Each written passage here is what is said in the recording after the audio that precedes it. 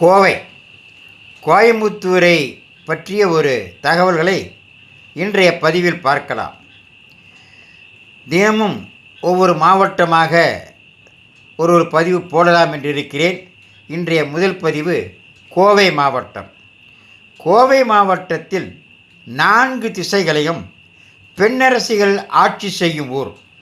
கிழக்கே சாரதாம்பாள், மேற்கே பச்சை நாயகி, வடக்கே வனபத்திரகாளி, தெற்கே கோணியம்மா.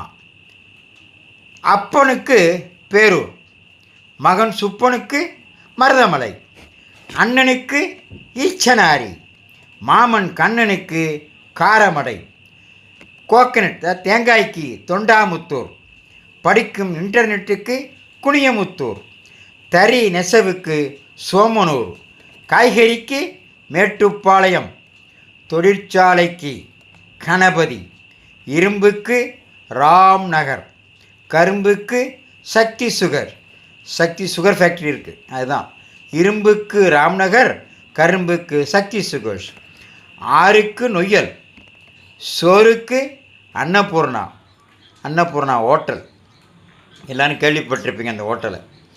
யானைக்கு காலம்பாளையம், பானைக்கு கவுண்டம்பாளையம், சேலைக்கு சிறுமுகை, மாலைக்கு பூ மார்க்கெட், தேருக்கு அவனாசி அப்பன், காருக்கு ஆனமலை மோட்டார்ஸ், காலேஜுக்கு கோவை புத்தூர், மேரேஜுக்கு குனியமுத்தூர், சர்ச்சுக்கு புளியகுளம், மசூதிக்கு கோட்டைமேடு, தாகம் தீர்க்க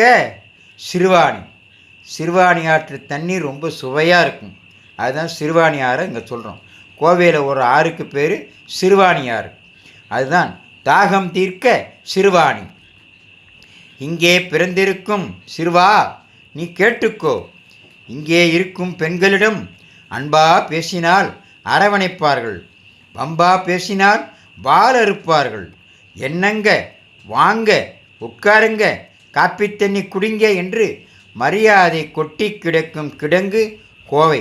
ரொம்ப மரியாதையாக வாங்க போங்கன்னு தான் பேசுவாங்க.